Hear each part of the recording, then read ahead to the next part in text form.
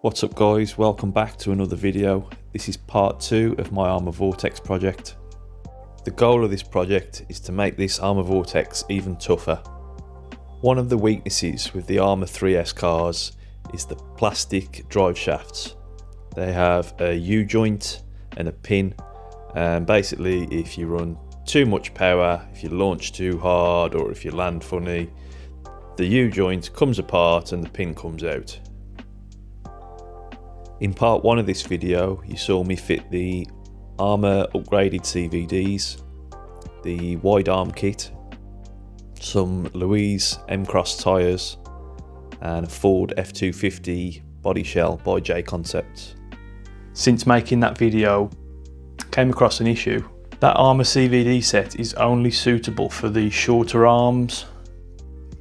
When you fit that with the wider arms, you don't get enough engagement on the drive shafts. As soon as you crash that car, they're just going to flex and pop out, and that's exactly what happened. So at this point, I could have just taken off the wide arm kit and ran the standard arms. That would have worked with the ARRMA CVD set. But I still felt like the car had a weakness, and I discussed this in part 1. The stub axles on the 3S cars, they're only 6mm, and that stub axle can snap off, and I've snapped a few.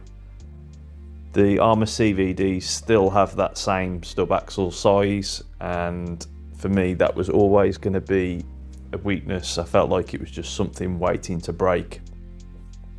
So what I've decided to do instead is to fit the arms and drive shafts and hubs from a 4S Outcast. The 4S cars have an 8mm stub axle, so it's much beefier. They've got stronger drive shafts, beefier arms, beefier hubs, bigger bearings. It's just a stronger setup.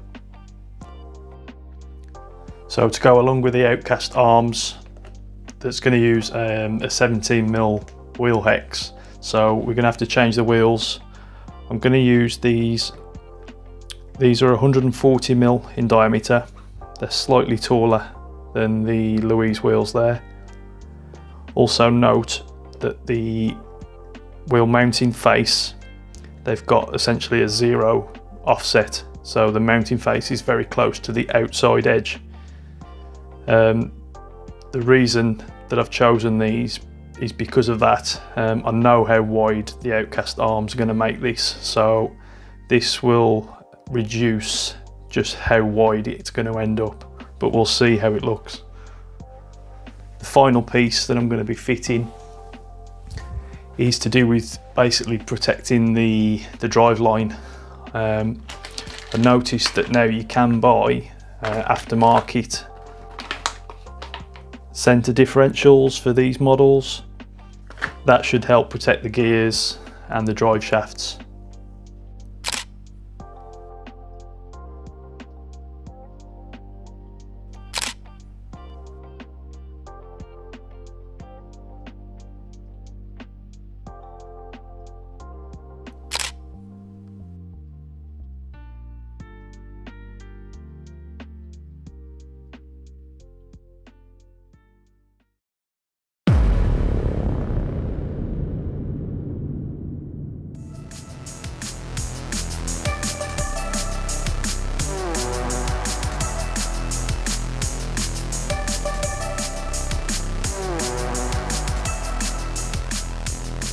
Yes, check this out.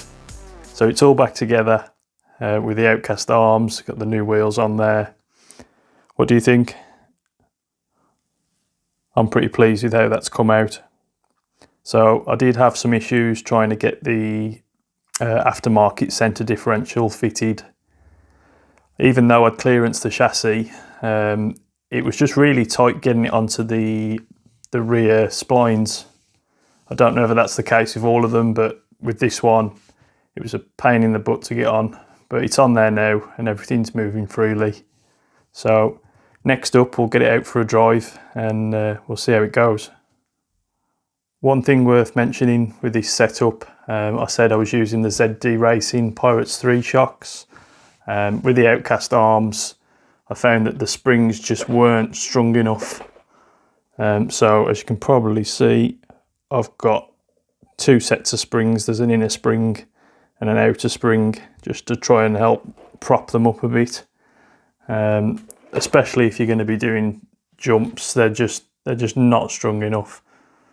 So I have ordered some stronger springs, but for now, this double spring setup with thick oils in there should work pretty well.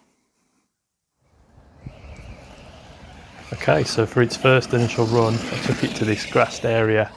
It's got a gentle little jump on it, nothing too crazy, just feeling out the car to see what it's like. First thing that I noticed straight away is just how planted that the car feels. With those wide arms, it really does feel planted on the ground, like it's not going to traction roll, and it didn't traction roll. As you'll see, you can go pretty quickly on the grass, steering, and it just hooks up and it turns.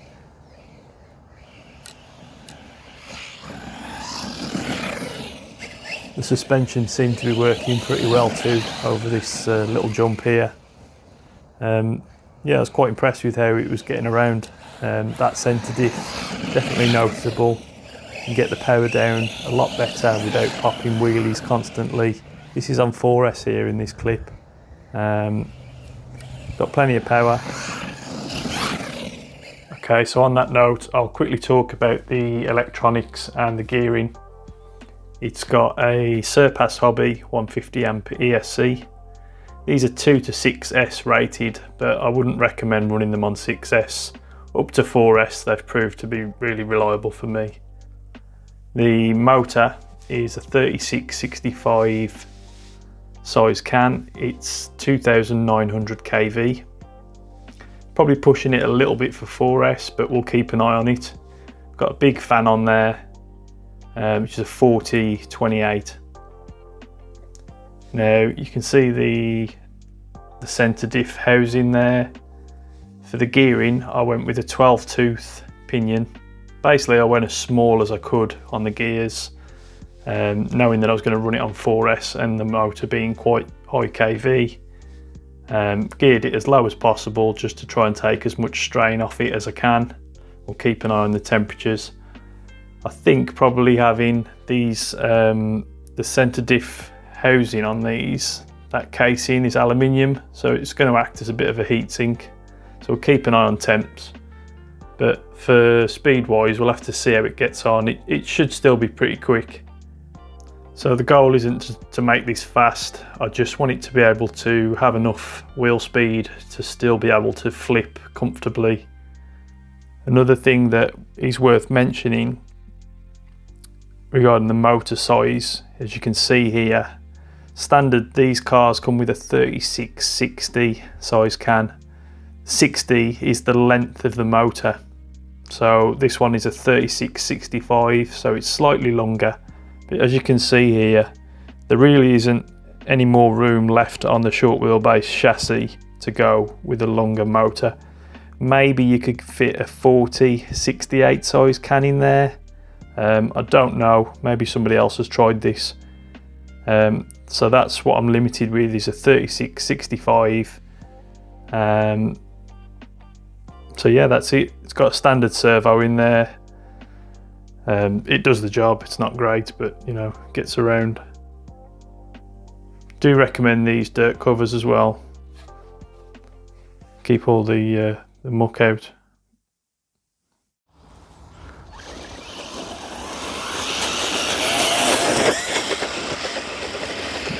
Big wheelie.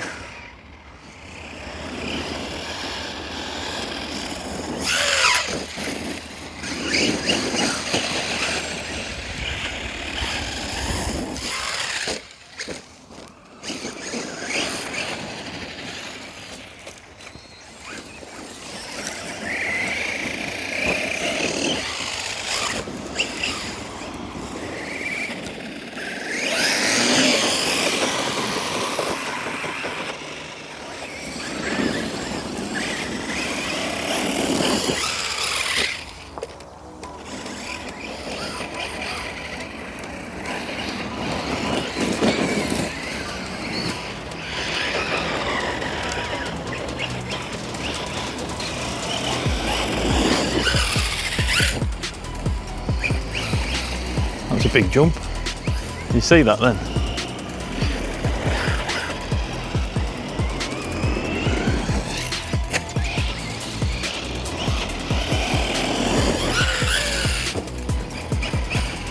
Shocks are working nicely,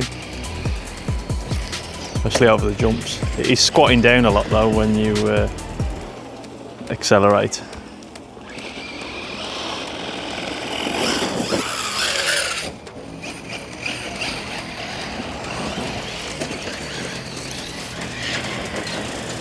It's got plenty of power. I was a bit concerned about this motor.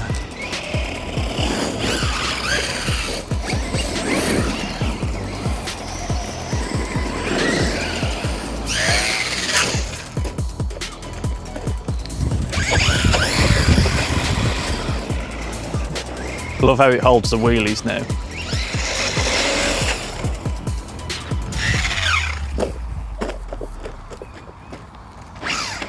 Still going.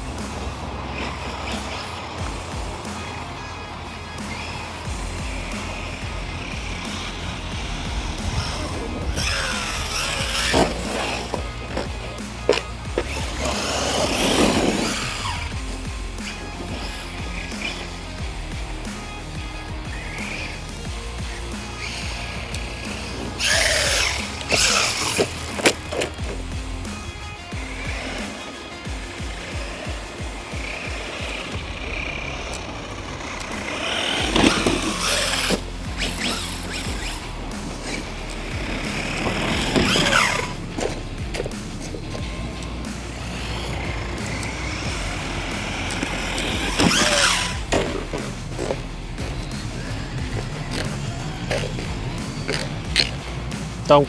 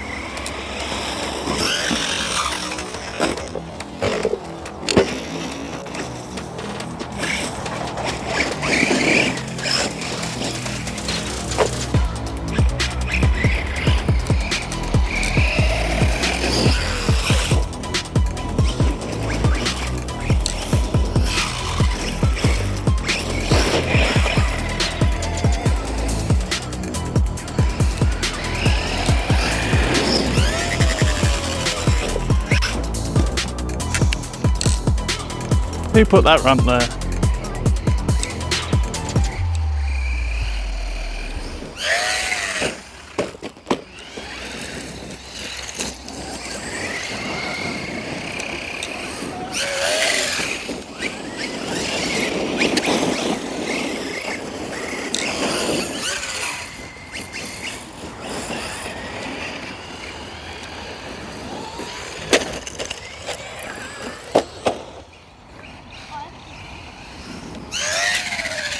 Perfect. That was a good one.